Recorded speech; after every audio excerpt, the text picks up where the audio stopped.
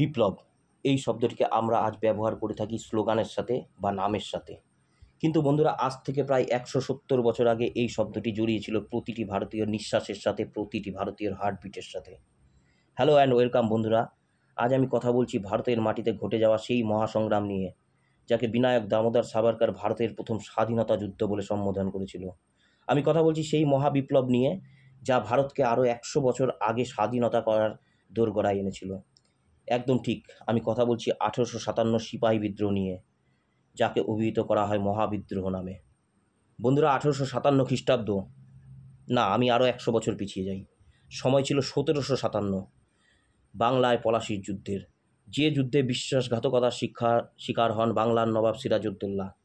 যুদ্ধে নবাব ও তার বাহিনীর পরাজয়ের সাথে সাথে সূত্রপাত হয় ইংরেজ অপশাসনের, যে অপশাসনের ফলে ভারতীয়দের মনে অল্প অল্প করে জন্মেছিল ক্ষোভ, অসন্তোষ, যার বহিঃপ্রকাশ ঘটেছিল ১০০ বছর পর ১৮৫৭ খ্রিস্টাব্দের মহাবিদ্রোহে। তৎকালীন সময়ে এই ব্রিটিশরা ছিল একটি ট্রেড কোম্পানি, একটি বাণিজ্য কোম্পানি, যার নাম ছিল ইস্ট ইন্ডিয়া কোম্পানি। পলাশির যুদ্ধের পর তারা সর্বপ্রথম বাংলার রাজস্ব ব্যবস্থার উপর নিজেদের অধিকার কায়েম করে। বাংলার রেভিনিউ সিস্টেমকে নিজেদের কন্ট্রোলিং পাওয়ার তারা নিয়ে আসে।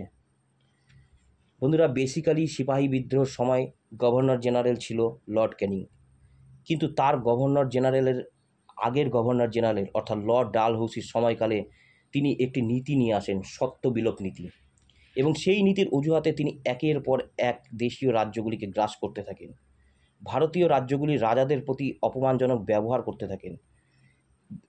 এছাড়া ভূমির উপর ট্যাক্স সিস্টেম চালু করে জমি অধিগ্রহণ করা, ক্র্যাফটম্যান অর্থাৎ যারা নিজেরা হাতে যারা জিনিস বানায়, কুটির শিল্পের যারা কাজ করে, তারা নিজেদের তৈরি জিনিসকে বিক্রি করার অধিকার পর্যন্ত হারিয়ে দিয়েছিল, কারণ ব্রিটিশ দ্রব্য সস্তা রেটে ইন্ডিয়ান মার্কেটগুলোকে ধরে নিয়েছিল। এছাড়া তখন ব্রিটিশ মিলিটারিতে একটি বড় অংশ ভারতীয়রা ছিল, কিন্তু ব্রিটিশ মিলিটারি সেনাদের সাথে ভারতীয় সেনাদের বেতন সহ অন্যান্য নানান বিষয়ে তারতম্য দেখা দিয়েছিল, যার ফলস্বরূপ ভারতীয় সেনাদের মনে একটা হোস্টাইল অ্যাটিটিউড বা বিরূপ মনোভাব গড়ে উঠেছিল। এছাড়া মন্দির মসজিদের উপর ট্যাক্স বসানো, খ্রিস্টান ধর্মে কনভার্ট করার একটা চেষ্টা ইত্যাদি নানা কারণে আগুনের যখন একটা চিঙ্গারি দেখা যাচ্ছিল, ঠিক সেই সময় ইন্ডিয়ান সিপাহীদের মধ্যে ধর্মীয় আঘাত হানে এনফিল্ড রাইফেলের ব্যবহার। এনফিল্ড রাইফেল, যে রাইফেলের কার্তুজ দাঁতে কেটে ভরতে হতো, এবং খবর রটে যায় সেই কার্তুজ নাকি গরু ও শূকরের চর্বি দিয়ে নির্মিত। সেই সময় ব্রিটিশ সেনাবাহিনীতে যে ভারতীয় সেনারা ছিল, তার মধ্যে হিন্দু ধর্মের ছিল, মুসলিম ধর্মের ছিল। এই খবর ছড়িয়ে পড়া মাত্র এই আগুন দাবানলের রূপ নিয়ে নেয়, এবং মঙ্গল পাণ্ডে প্রথম এর বিরোধিতা করে। বন্ধুরা, এই দাবানল পুরোপুরি ছড়িয়ে পড়ে যখন মঙ্গল পাণ্ডেকে জনসমক্ষে ফাঁসি দেওয়া হয়। এক্ষেত্রে মনে রাখা দরকার, মঙ্গল পাণ্ডেকেই বলা হয় সিপাহী বিদ্রোহের প্রথম শহীদ। ১৮৫৭ খ্রিস্টাব্দের ১০ই মার্চ মিরাটে বিদ্রোহের আসল সূচনা হয়, যখন সেখানকার ৫ জন ভারতীয় সিপাহী ৮৫ জন জেলবন্দিকে মুক্ত করে ও তারা একসাথে দিল্লির উদ্দেশ্যে রওনা দেয়, এবং তাদের সামনে আসা একের পর এক ইংরেজকে তারা হত্যা করতে থাকে।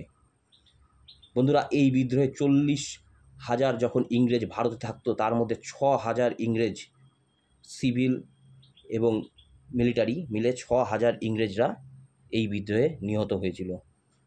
যাই হোক, পরের দিন অর্থাৎ ১১ই মার্চ ১৮৫৭ যখন তারা দিল্লি পৌঁছলো, তখন বেঙ্গল রেজিমেন্টের সিপাহীরাও তাদের সাথে জয়েন হলো।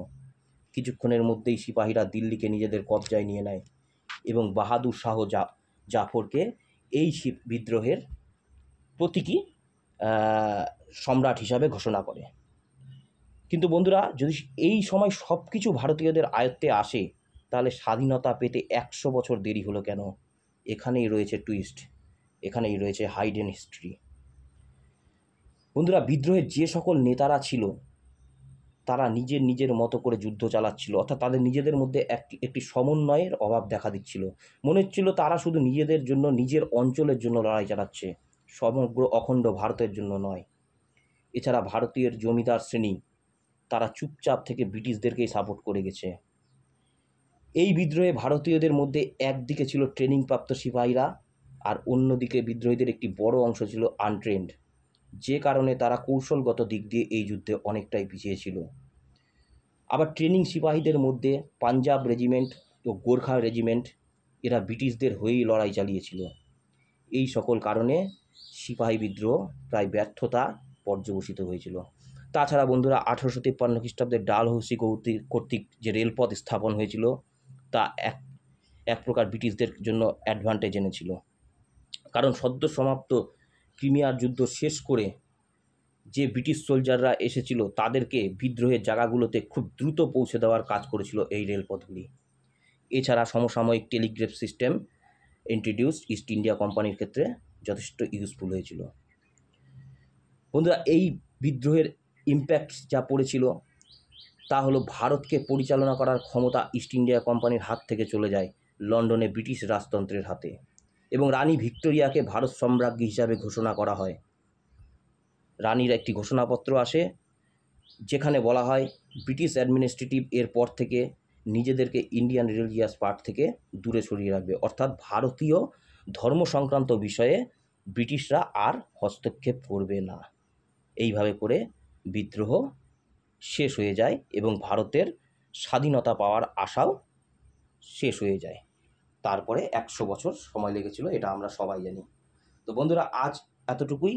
এরপরে আবার আমি নতুন কোনো ভিডিও নিয়ে, নতুন কোনো ঘটনা নিয়ে